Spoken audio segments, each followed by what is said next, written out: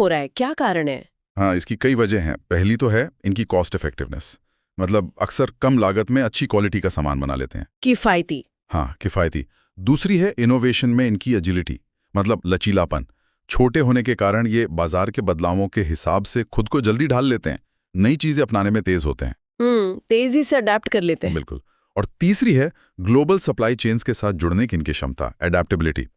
दुनिया भर की कंपनियां अब अपने सप्लाई चेन को डाइवर्सिफाई करना चाहती हैं, फैलाना हाँ, चाहती हैं। ये तो सुन रहे हैं आजकल। और भारतीय एमएसएमईज इसमें एक भरोसेमंद साथी के तौर पर उभर रहे हैं।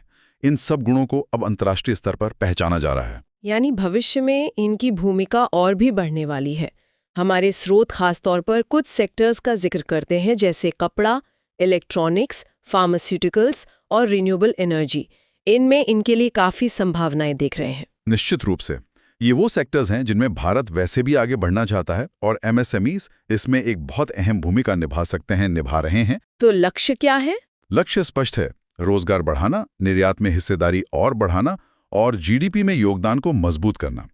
ये सब भारत के 2047 तक विकसित भारत बनने के विजन से सीधे जुड़ा है।